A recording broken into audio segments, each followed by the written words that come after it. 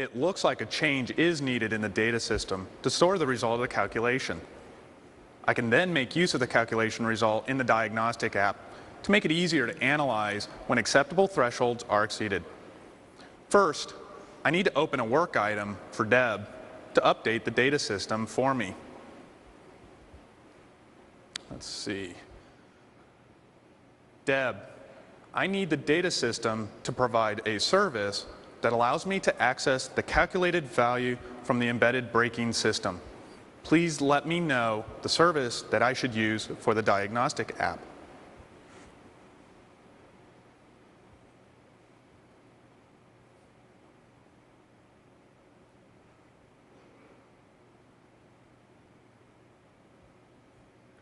Earlier, Marco opened a task for test.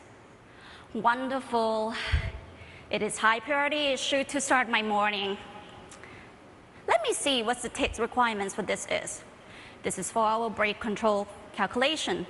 Let me create a test case, then link them back to the requirement to make sure that I capture the requirements I'm addressing, and also stay updated on any requirement changes. I better get started on writing the test case. At the same time, I know that Deb has been looking at her new work item. I wonder if she is done yet.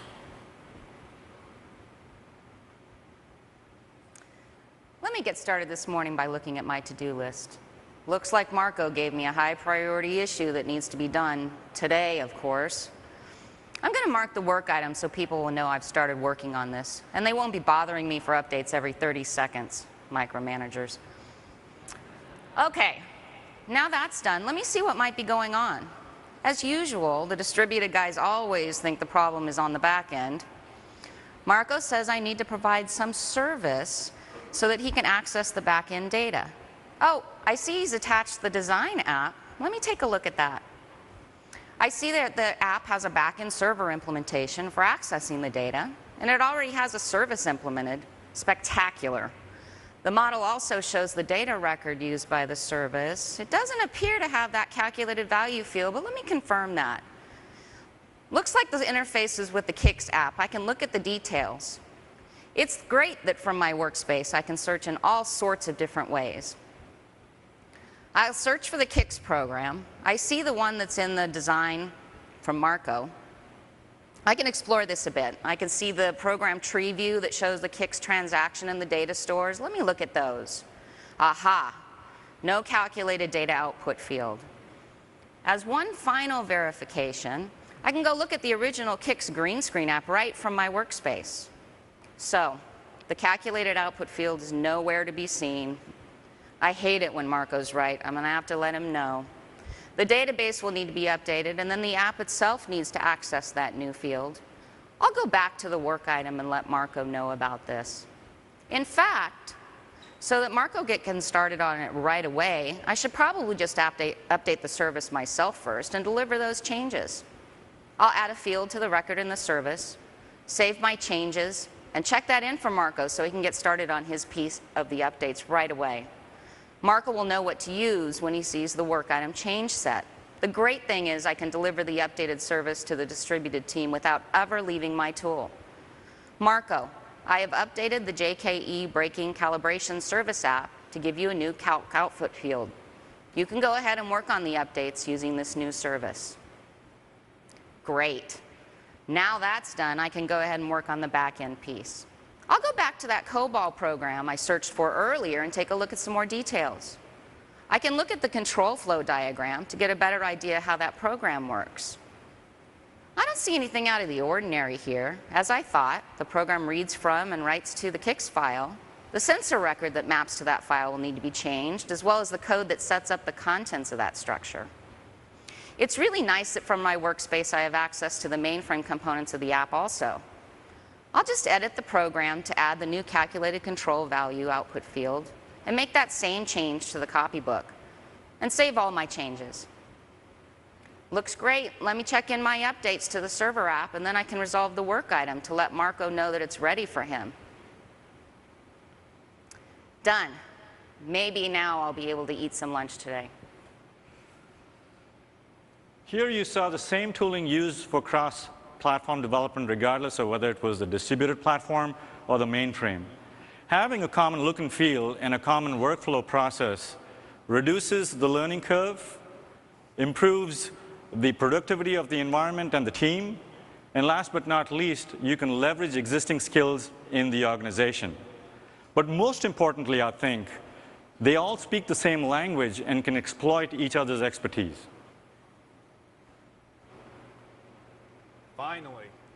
Finally, I see Deb delivered her work.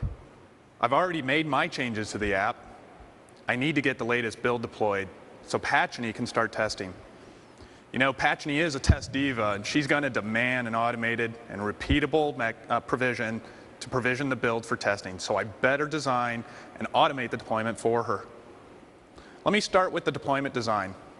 To ensure I am following organizational standards, I'll add the approved build components for the application to the design and connect them to the available test server and then a new service from Deb. Now that the design is done, I can generate the automation plan, and let me set some default global variables. With the automation planning complete, I can publish the plan to our automation framework, where it can be scheduled and executed for the deployment process. Fantastic. The automation is generated. Let me deploy it now for Patchny to use for testing. Once the deployment process finishes, I'll perform a quick test just to ensure that the application was deployed properly. Yep, everything looks good.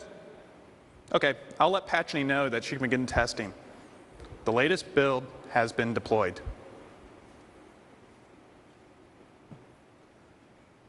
Early deployment planning and automation allows businesses to deploy applications in a high-quality way. What you saw here was an automated deployment of the change application directly to test using enterprise standards. So Patchny can now test this in a real-world environment. This also helps you duplicate configurations without the error-prone manual steps that it would normally take. Now, as Walker pointed out yesterday, reduced time to change is one of the key measures of Agile. OK, here's my test case, and here's the requirement. This is not as hard as I thought it would be. I can reuse my existing test scripts, adding a couple steps to check and verify the additional field value. That way, I can validate the input and output value and verify that it is displayed and stored in the database. Voila, done. Now I have to update the work item so Margot stay off my back. So we have just shown again that testers are an integrated part of the cycle. Everything that they need to perform their task, they have access to. In her case, it was the requirements tracing back to the test case. She was also able to go into the tool and leverage test artifacts that already existed, change it quickly, and reuse it to test the change application. All right, so that was good. We've shown how to take work items all the way from requirements to test. Now, we would do similarly for the embedded software change, but we're not going to show it here. It's the same process. But what we will do is we'll fast forward to the afternoon where all the works come in, and then yours truly, as Bob, will go in to see if there are other modules that are actually affected by the same change or that need the same change. Looks like all the work's been done. I better check the code analysis dashboard to see how many more braking system modules exist that would require this change. Aha! Even though we're seeing the claims coming in only against one bike, I see there are 4 more modules that might require this change. I better go get them checked before something really bad happens to those bikes as well and people riding them. Well, problem fixed. It helps to have a talented and dedicated team working on it. I love these guys. They just got on this problem, they fixed it, and they did it with no complaints at all.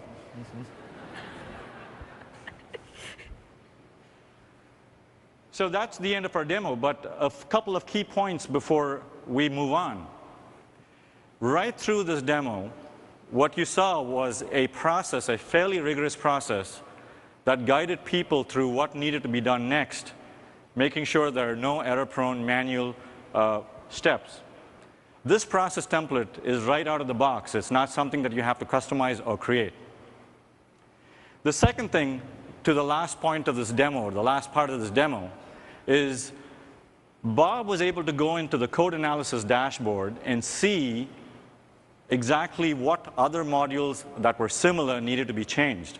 So if you remember back to my original point in the start of the presentation on optimization, measuring the things that you do on a daily basis to business values and how do you change processes to optimize that, to optimize the outcomes, this is a classic example of that.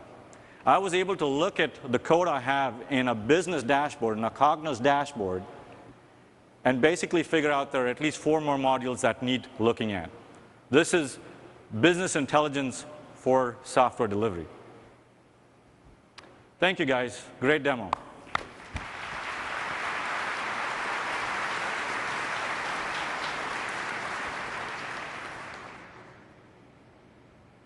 So here are the announcements now. I'm going to go through them very quickly because you've heard them repeatedly and you saw them in the demo. Collaborative design management, as I said, the design guys are not part of the life cycle. They tend to live in their tools. They love their tools. Their artifacts are marooned, and people can't see what they're doing, and they can't leverage each other's expertise. So in this release or announcement here, we're giving you a way to store models in a common format that is accessible by web UIs where you can actually mark it up and share information with each other. Collaborative design management. Collaborative lifecycle management. So you saw a lot of this in the demo. Things like real-time planning linked to project execution. Dynamically evolving plans that will show you the impact on work items, work queues, resources, schedules, etc. Lifecycle traceability, some excellent examples in there. Business intelligence, the last example in the demo. Continuous improvement. This is back to Walker's point of you got to put your intelligence back, what you learn from what you do and the business outcomes, you got to funnel it back into the processes to continuously improve your business outcomes.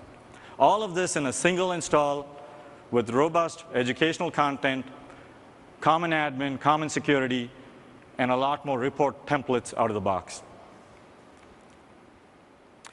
Rational systems and software engineering. Now this one is a lot like CLM. The tools involved are a little different because systems engineering projects tend to be a lot more rigorous. They're a lot more, they're complex. There are processes, there are methods, there are things of that nature that are intrinsic to the life cycle. So with Rhapsody, Doors, Rational Team Concert, Rational Quality Manager, you get that same life cycle notion as you do for CLM, except for the system space. IBM Collaborative Dev and Ops. So this is a hot topic, and a lot of people are talking about it. The idea here is that a lot of enterprises, the development and operations people are divided. There's a chasm between the two of them. The processes, tools, and data that they use are very different. So what can we do to make sure that we integrate across these two disciplines to make sure that applications that are deployed are not rolled back? 60% of the applications deployed are rolled back at some point in their life. Now, this does not start at the operations time. In order to make this more successful, you got to have a lot of this stuff done at the development time during your deployment planning and automation. And you saw some excellent examples in the demo. So how do we build all this? These are our announcements. You saw them in the demo. So how do we build it? The enabler for integration is open services for lifecycle collaboration. When we started to build this platform, we figured out very quickly that building it on APIs will not do it. It's too expensive. It breaks when one side of the tool boundary revs itself. And it is also point-to-point integration. If you have the third tool, how do you go and integrate to that? So we figured out very earlier on that we needed to use internet standards, REST APIs, and then the next logical step was to enable integration of other vendors, third-party tools, open source, open freeware, things like that,